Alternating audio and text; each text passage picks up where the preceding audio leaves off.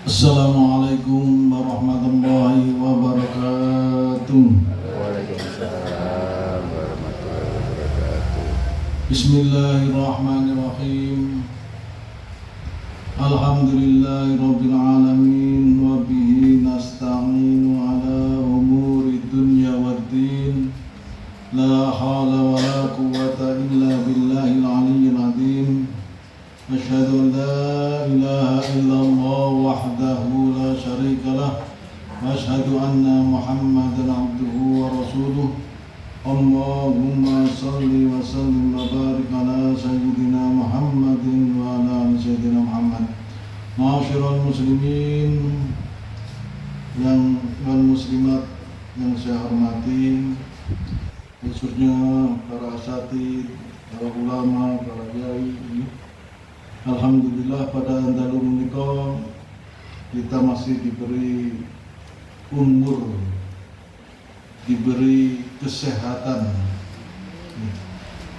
diberi kesempatan sehingga kita bisa hadir di majelis ini dalam rangka thalabul ilmi, dalam rangka menuntut ilmu, belajar sama-sama. Tadi disampaikan kita ini sudah berada atau sedang berada di bulan Rabiul Awal. Orang Jawa biasanya mulutan, mulut, bulan mulut. Ini di musola, di masjid-masjid banyak melantunkan salawat kepada Nabi kita Muhammad SAW. Karena kita dianjurkan untuk banyak sholawat atau membaca sholawat kepada Nabi. Karena Allah dan para malaikat pun bersholawat. Inna Allaha wa malaikatahu yusholluna 'alan nabi ya ayyuhalladzina amanu shollu 'alaihi wa sallimu taslima. Allah dan para malaikat itu bersolawat kepada Nabi, maka kita diambil ya ayyuhalladzina, maka berselawatlah kamu kepada Nabi, banyak-banyak berselawat. Apalagi sekarang di bulan kelahiran Rasulullah SAW, kita memperbanyak baca selawat. Banyak jenis-jenisnya selawat. Yang gampangnya selawat Jibril. Apa gitu? Selawat Jibril. Sallallahu ala Muhammad, sallallahu ala Muhammad, sallallahu ala. Karena yang dianjurkan kita memperbanyak, bukan khusunya, tapi perbanyak. Boleh yang singkat-singkat sallallahu alaihi Muhammad sallallahu alaihi. Tapi kalau mau yang banyak, Allahumma sholli ala sayyidina Muhammadil Fatih, itu sholawat Fatih.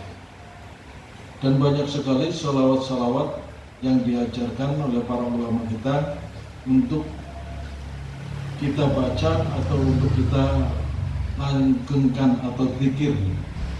Kayak sholawat badal juga ada. Sholatullah salamullah. Apa gitu? Ala toha rasulillah. Sholatullah salamullah.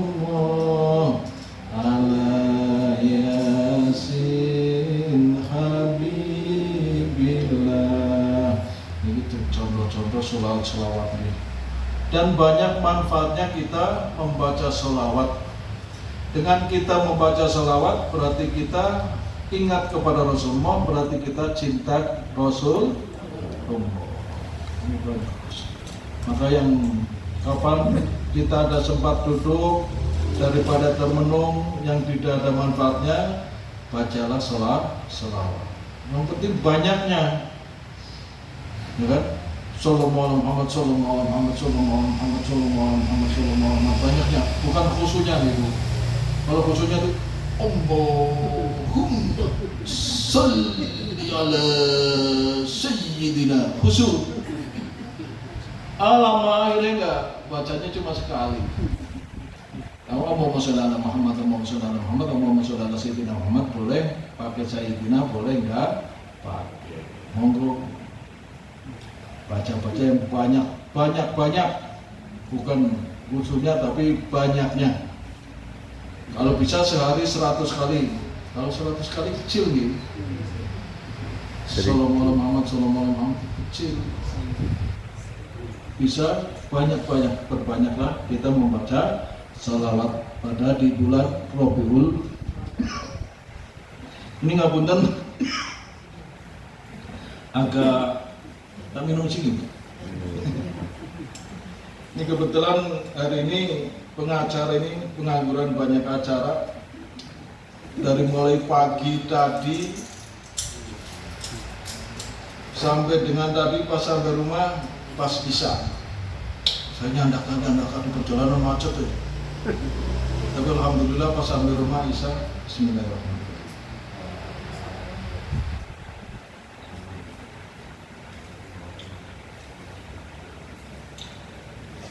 Jadi belum sempat mandi.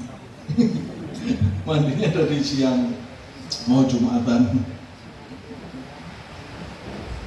Karena sampai rumah sudah bisa, takut nanti nggak nyala. Bapak Ibu yang dirahmati Allah, kajian kita pada malam hari ini adalah tentang hadis dari kitab Arba'un Nawawi. Sekarang hadis yang ketiga.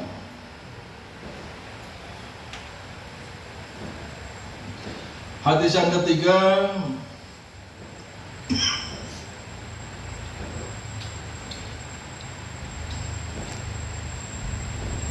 dari An Abi Abdurrahman Abdullah ibnu Umar ibnu Khattab radhiyallahu an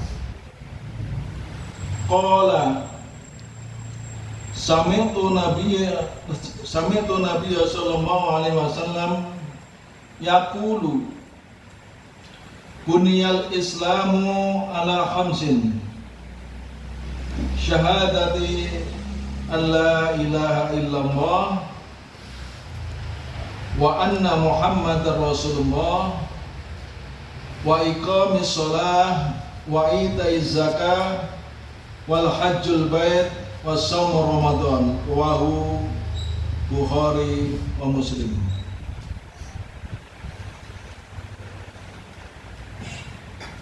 An Abdurrahman dari Abdurrahman Abdullah bin Umar bin Khattab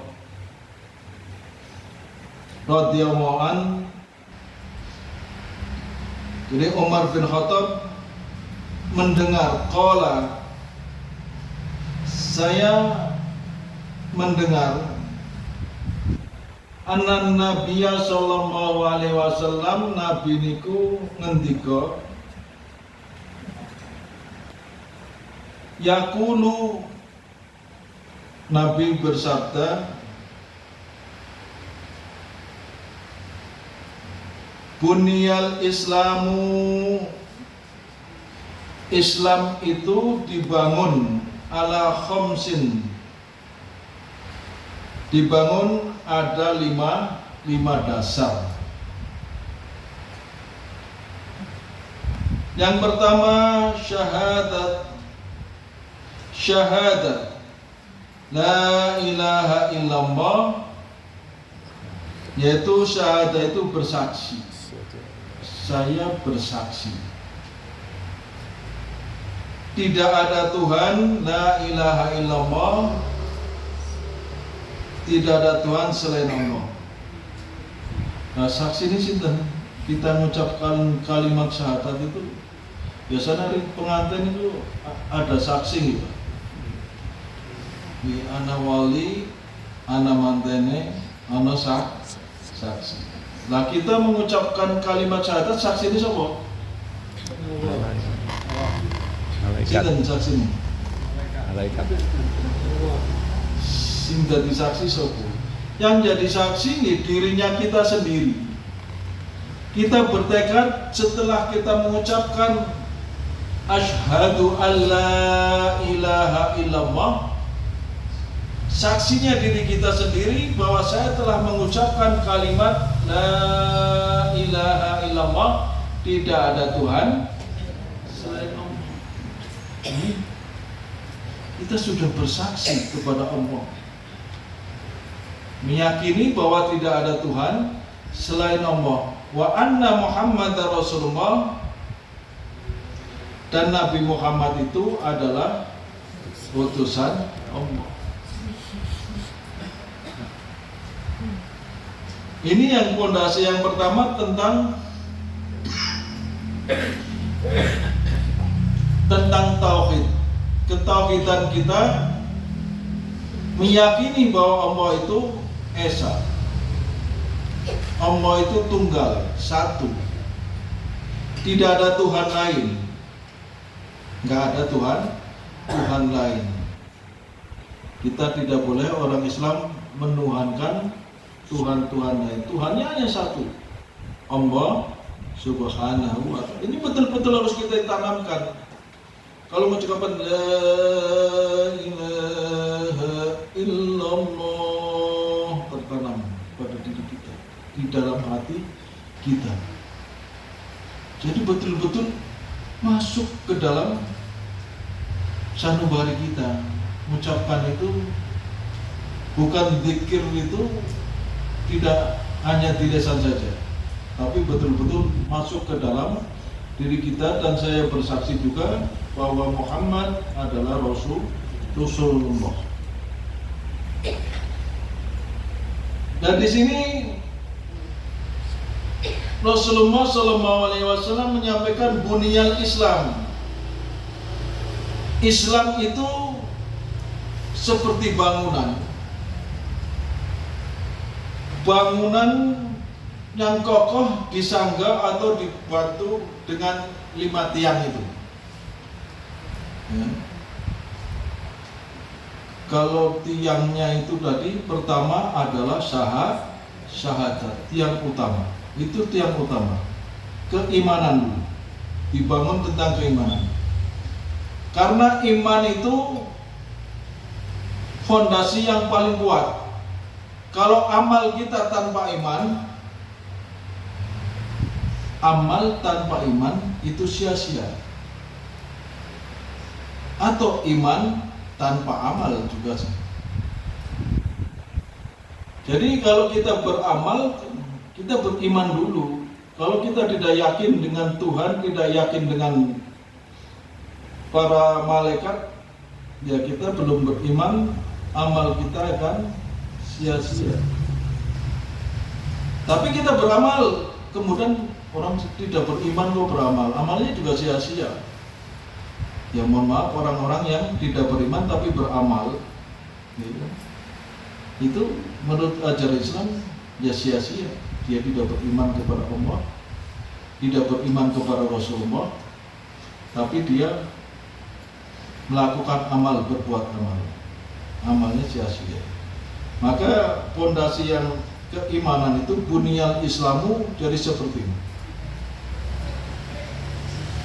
Kemudian yang kedua wa iqamis shalah. Yang kedua iqamis shalah, kerjakanlah sholat. Sholat yang kedua ini jangan sampai kita umat Islam itu meninggalkan. Karena ibadah ini awwalu ma yuhasabu bi 'abdi yaumal qiyamah as-shalah. Yang pertama nanti kita dihitung di yaumil qiyamah, dihisab itu sholat. Sholatmu bagaimana? Itu yang pertama. Maka barometer kalau sholat kita apik, sholatnya sudah bagus, bukan hanya sekedar sholat wajib, sholat sunnah pun kita kerjakan, dan rukun-rukunnya juga sudah sesuai, sehingga rukun sholat sudah tahu, apa yang membatalkan sholat tahu. Jangan sekedar hanya sholat. Nah, tapi batal wudhunya tidak tahu. Maka di sini iqamis sholat berarti perintahnya sholat, tapi tentu harus wudhunya juga bagus. Karena kalau sholatnya bagus tapi wudunya tidak bagus juga tidak sah. Iya kan? Mohon maaf ibu-ibu nih, ada yang bajunya kompres sekali. Ini tuh kadang wudu ini saya pernah lihat, ini nggak sampai ke siku, ditarik ke siku itu nggak bisa. Padahal batasan kita wudu itu sampai marufin, sampai ke siku. Jadi tidak boleh kurang, lebih nggak apa-apa. Lebih siku nggak apa-apa, tapi kalau makanya mohon maaf ibu kalau bikin kain baju panjang ini harus bisa ditarik sini, sehingga pada saat ada acara atau bepergian itu wudunya itu jangan sampai hanya, apalagi cuma 3/4 aja wudu sampai sini aja kan. Nah kalau laki-laki ternyata masih bisa dibuka nih, kaosan aja nggak apa-apa.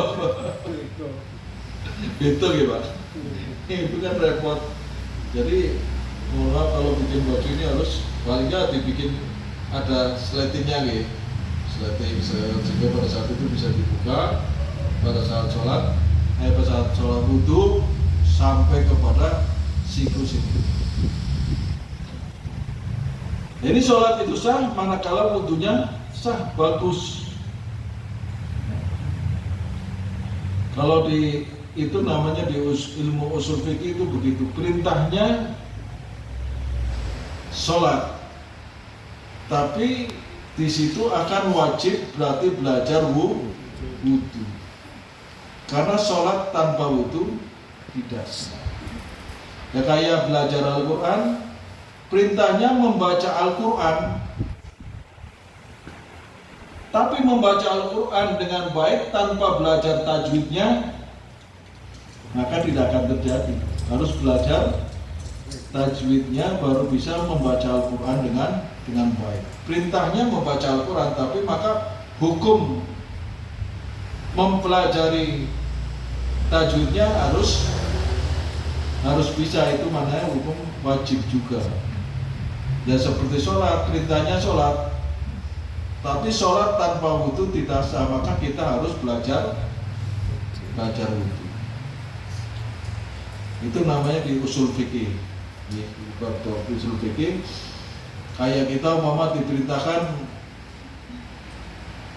kamu untuk membetulkan genteng yang bocor. Perintahnya membetulkan genteng yang bocor.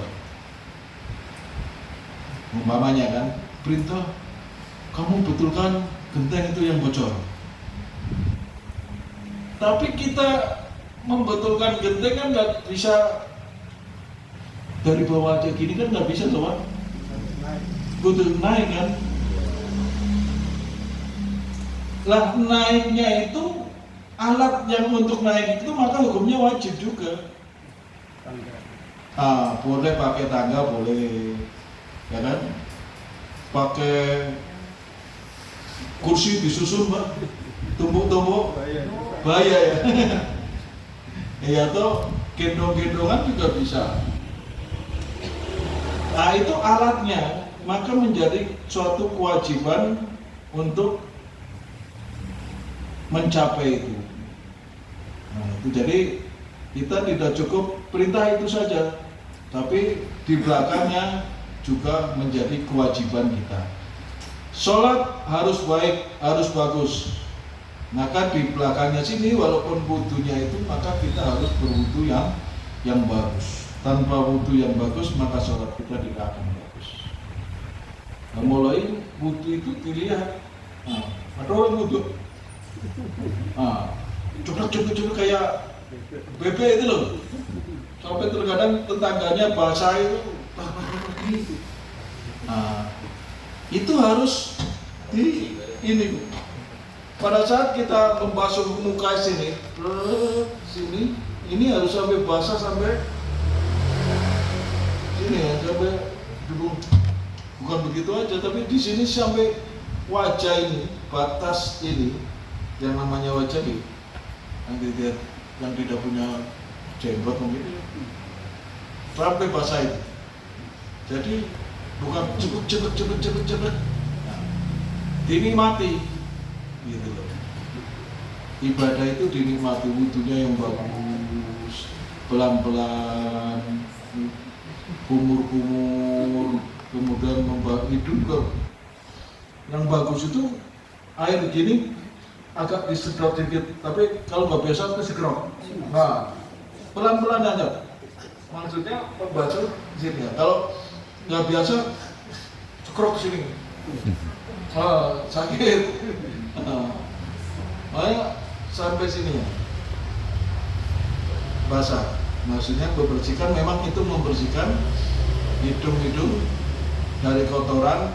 Mungkin pada saat itu kita sudah maksiat, hidung kita mencium bau-bau yang tidak enak. Itu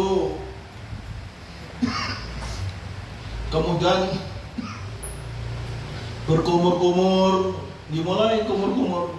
Nah, kalau kita Rasulullah itu membiasakan pakai siwak. Itu sunnah, pakai siwak itu biasakan. Setelah wudhu, mau sholat, bangun tidur, itu Rasulullah selalu menggunakan siwak, kayu siwak. Sekarang kalau mau beli banyak. Oleh-oleh haji biasanya itu, atau oleh-oleh umroh. Sholat itu inna sholata tanha anil fahsya'i wal munkar. Sesungguhnya sholat itu bisa mencegah perbuatan yang keji dan mungkar. Kalau kita betul-betul melaksanakan sholatnya dengan benar. Pak, itu orang kok padahal sholat tapi maksiat juga jalan, ini jalan, sholat jalan dia. Iya. Yang salah apanya? Ya, cara mengerjakan sholatnya yang belum benar. Padahal Allah menyampaikan inna sholata tanha anil fahsya'i wal munkar. Sesungguhnya sholat itu bisa mencegah perbuatan yang keji dan mungkar. Nah, kalau ada orang yang sudah sholat masih juga maksiat jalan, namanya apa Bu? STMJ gitu. Sholat terus maksiat jalan gitu. Artinya itulah sholat. Maka jangan sampai kita orang Islam itu melalaikan, meninggalkan sholat. Makanya di Al-Quran juga wawailul musallin, cilakalah bagi orang-orang sholat. Yang apa sholatnya? Yang lalai dalam sholatnya. Bukan berhenti di situ. Fawailul musallin kan alladzinahum an sholatihim sahun. Yaitu orang yang lalai, melupakan sholatnya. Celaka orang yang melupakan sholat. Kemudian wa ita'i zakah, dan orang-orang yang membayar zakat. Zakat itu ya bagi orang-orang yang mampu saja.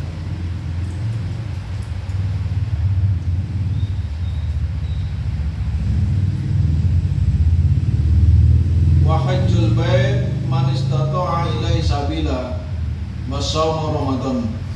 Jadi kalau ibarat agama ini agama, kalau dipegang oleh 5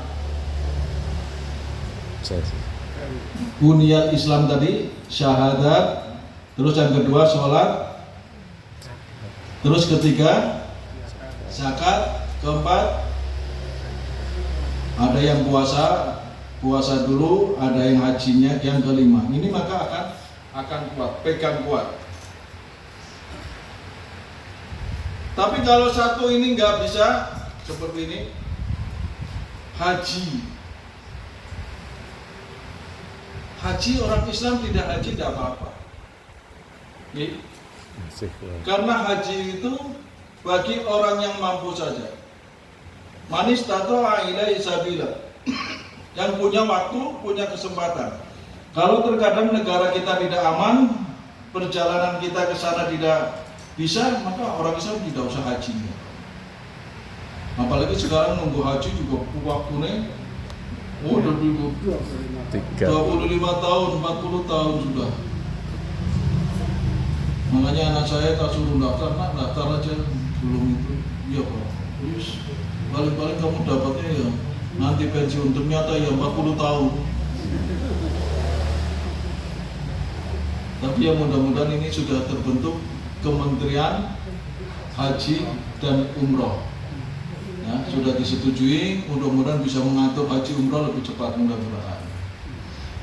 Tapi ya nggak tahu, malah jadi nambah korupsi ya nggak tahu. Nah, iya, tambah peluang untuk melakukan korupsi, gaji tambah, korupsinya nah. Haji boleh umat Islam tidak berhaji karena tidak mampu perjalanan ke sana. Yang keempat, Shaum Ramadan.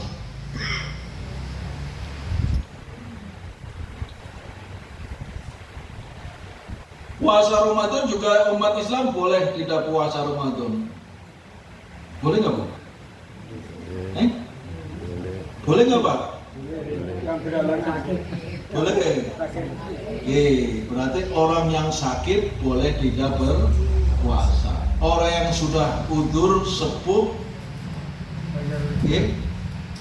sudah sepuh, kayaknya nggak bisa lagi berpuasa, nggak sanggup lagi, boleh meninggalkan puasa, tapi membayar fidyah.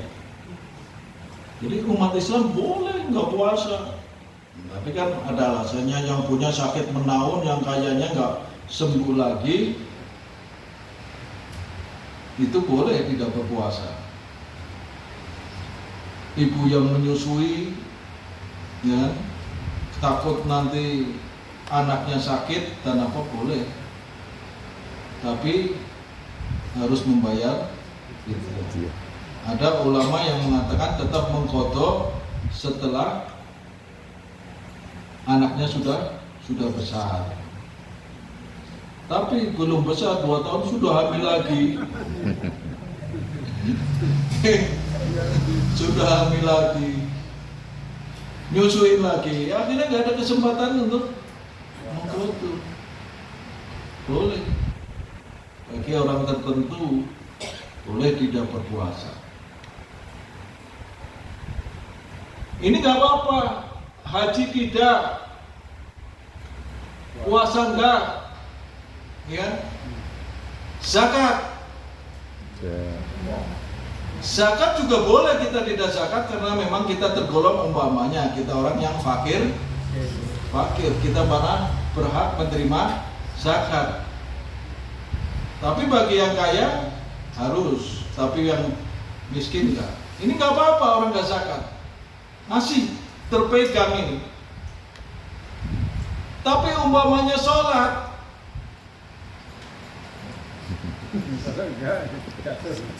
kira-kira gimana? Pada sholat ini kewajiban bagi seorang muslim,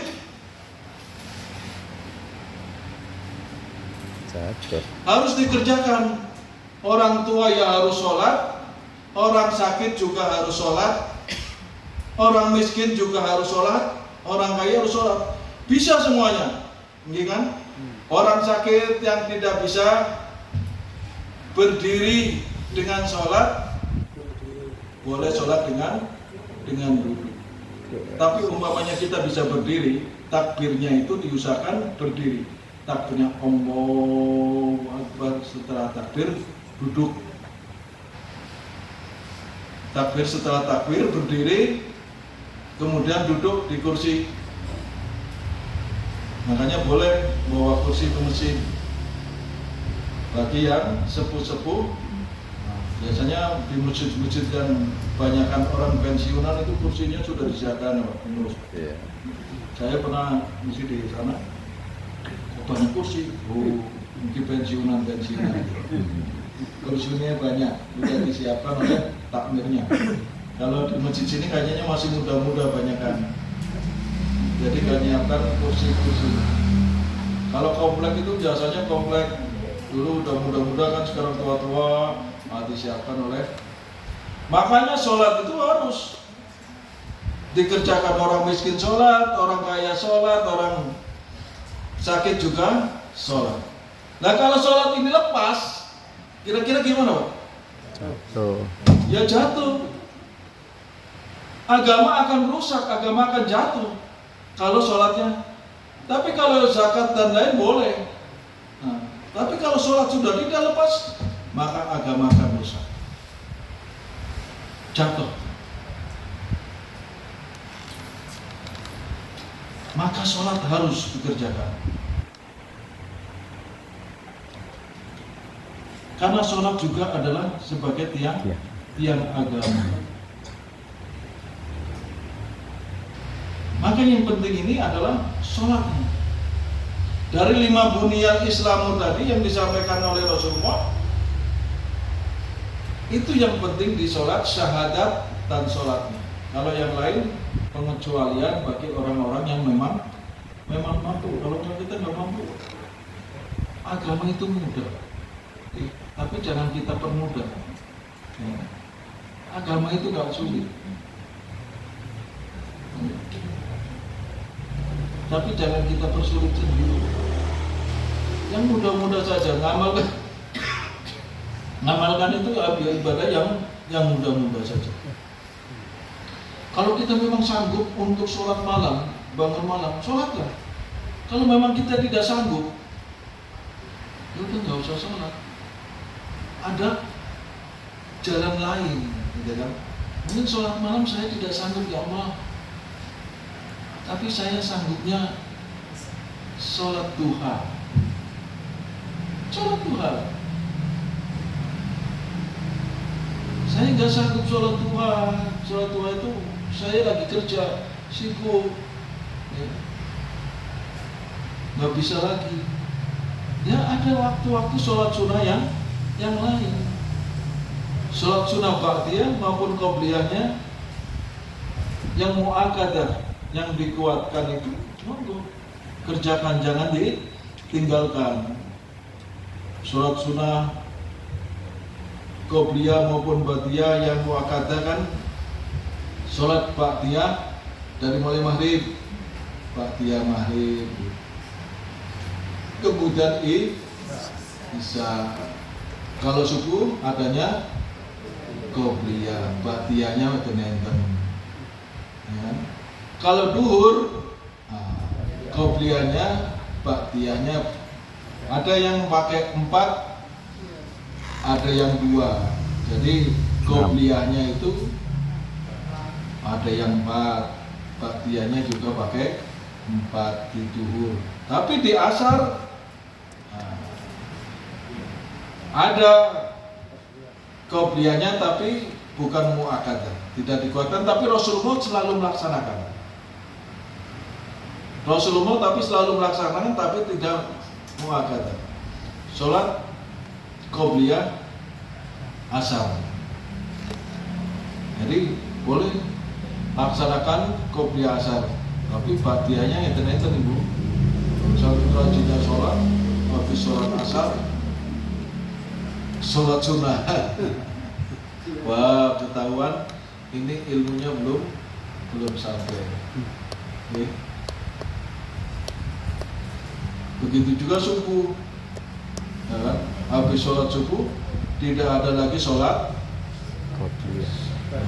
ba'diyahnya, nggak ada, langsung tikir langsung kita pergi. Kalau sekarang ya pergi, banyak orang-orang sini yang datang ke At-Taufik itu. At-Taufik itu ramai itu habis subuh. Bagi yang senang sholawatan Simtu Turor,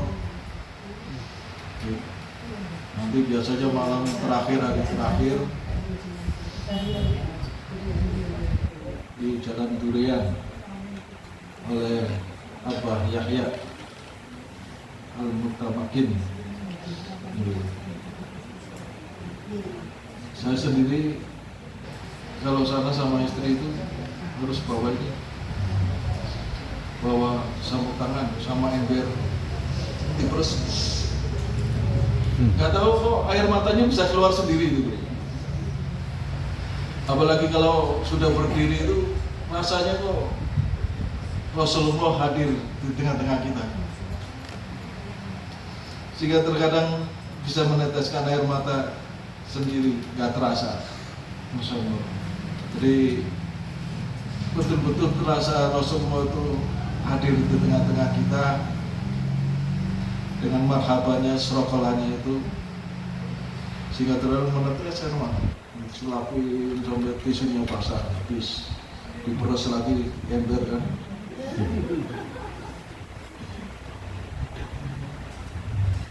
Ya, monggo yang senang untuk berselawat. Nah tadi bunyal Islamu tadi,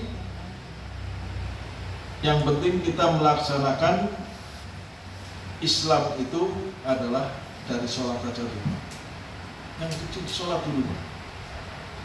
Ya kalau haji tadi kan kalau kita mampu ya, apalagi situasinya sekarang jauh kok berangkatnya. Jadi kalau kata jenengan, kata ya saya kalau baru daftar ini ditunggu 40 tahun mati, berarti usiaku 100 tahun. Kira-kira anjak beli masih mampu nggak kesehatannya gitu? Ya bawa alam, tapi sudah niat. Yang penting nih niat.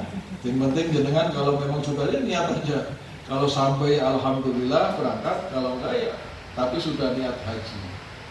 Ya, nunggunya suwe banget ya. Itu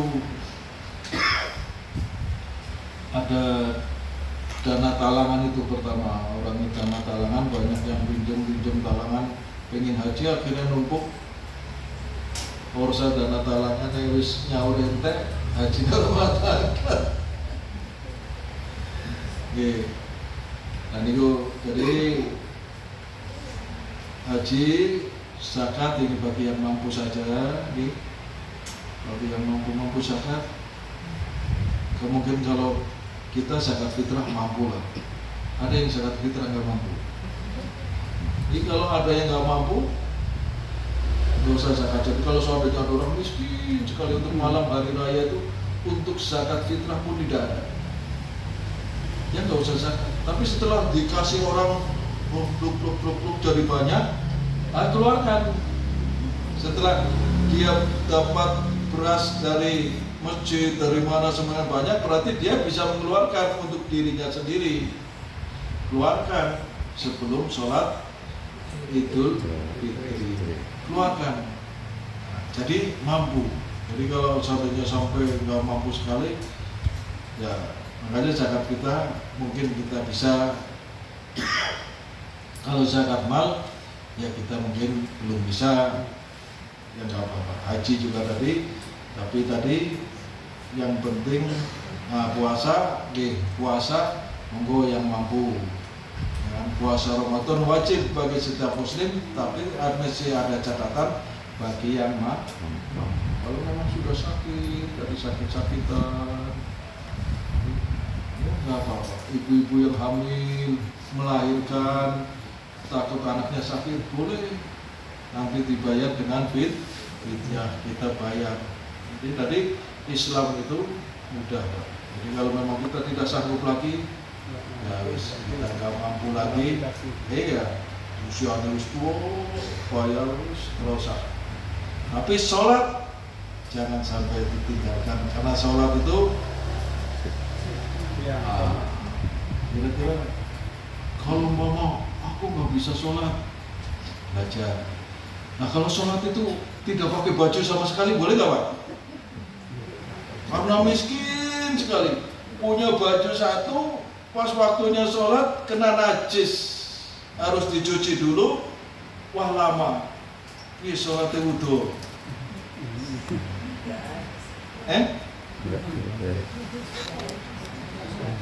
Kira-kira boleh nggak?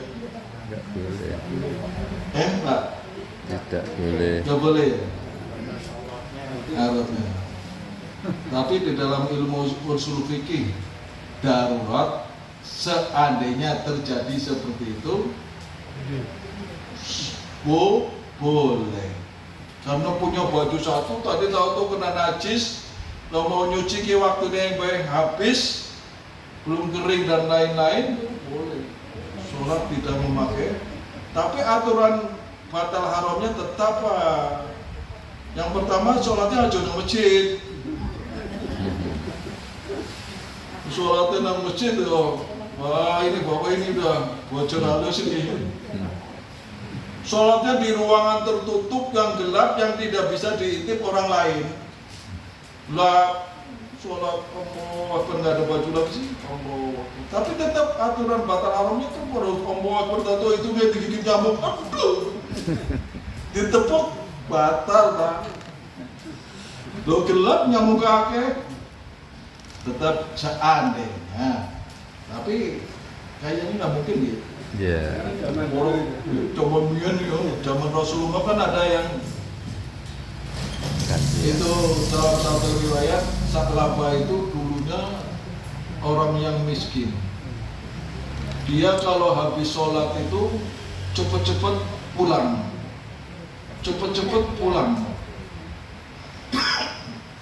Akhirnya ditanya oleh Rasulullah, ya Sa'labah, kenapa engkau habis sholat itu nggak zikir dulu langsung pulang? Sa'labah menangis, ya Rasulullah, karena baju saya cuma satu gantian dengan istri di rumah yang mau sholat. Ya Allah doakan saya ya Allah biar saya jadi orang yang kaya yang bisa beli baju untuk sholat. Akhirnya didoakan oleh Rasulullah dalam suatu riwayat silakan, kemudian dikasih kambing satu pasang. Ini kambing satu pasang kamu pelihara, didoakan oleh Rasulullah. Kemudian pertama masih rajin ke masjid, ya kan? Setelah beranak bisa beli baju, bisa beli pakaian-pakaian itu sehingga semakin khusyuk. Tapi lama-lama kambingnya akeh, wedhusnya akeh, sudah mulai kan? Tadinya sebelum duhur, sebelum waktu adzan dia sudah datang, ini datangnya mulai terlambat. Qomat baru datang, dukun. Mana salah bahwa qomat baru datang? Biasanya sebelum adzan sudah datang karena ngurusi wedhusnya akeh.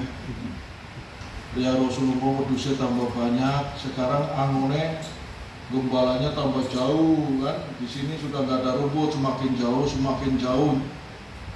gembalanya semakin jauh sehingga akhirnya lama-lama meninggalkan sholat. Itulah terkadang namanya manusia. Kadang pada saat sedih, pada saat sedang itu dekat dengan Rasulullah, dengan Allah, tapi pada saat sedang enak lupa Pak. Gitu. Tapi ya janganlah kita seperti itu. Itu satu contoh zaman Rasulullah sudah ada seperti itu. Setelah jadi orang kaya, kambingnya banyak, sudah semakin jarang ke masjid berjamaah, sehingga akhirnya kembali lagi jadi orang miskin, baru nanti menyesal. Ya kayak wakil menteri Wamen apa? Tenaga kerja. Kalau saya baca sejarahnya dulunya orang yang tidak punya, dari Sumatera sana orang yang terus merantau ke Jakarta jadi tukang parkir, jadi apa, kemudian bisa sekolah, bisa kuliah, kan? Lama terus nemplek. Dulu zaman Jokowi nemplek ke Jokowi, Pro Joko, terus nemplek ke Prabowo, jadi wamen, lupa kan. Barang kerja 10 bulan, mobilnya wis ono 21.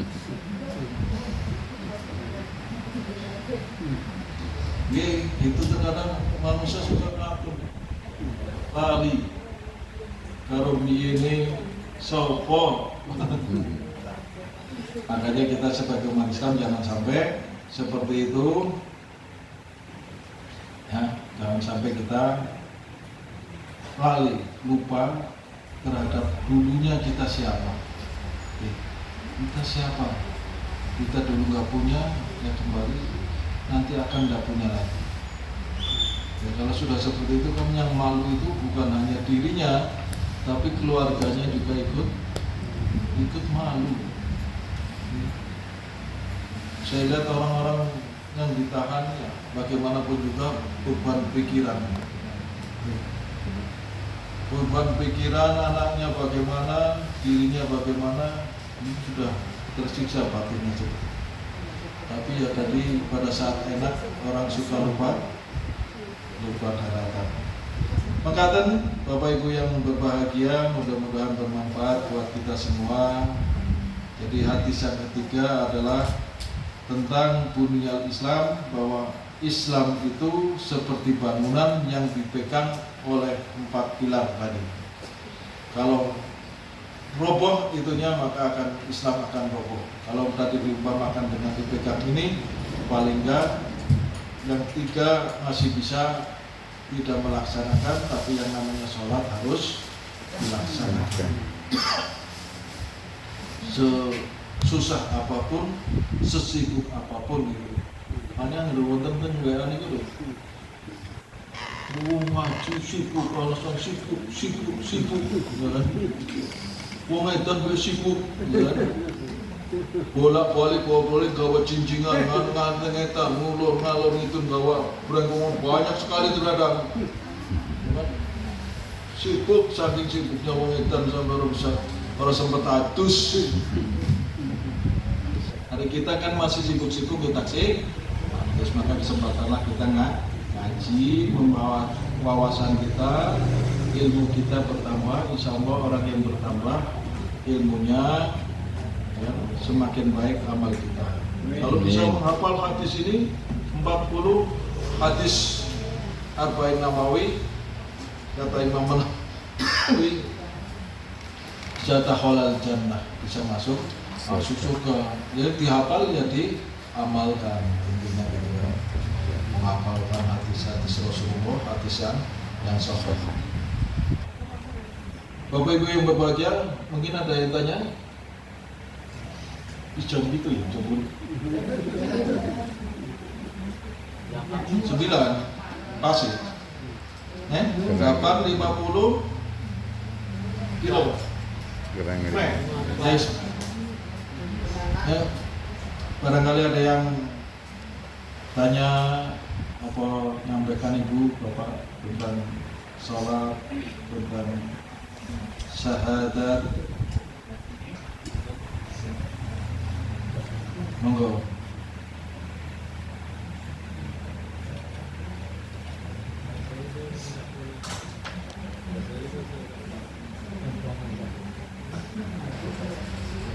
Mas Slamet, monggo.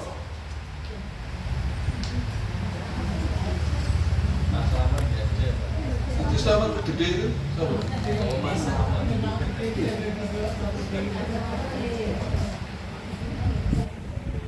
Oke, makatan kita tutup. Kalau nggak ada, sekali lagi semoga bermanfaat apa yang saya sampaikan. Akhirul kalam, Assalamualaikum wabillahi taufiq wal hidayah. Wassalamualaikum warahmatullahi wabarakatuh. Waalaikumsalam.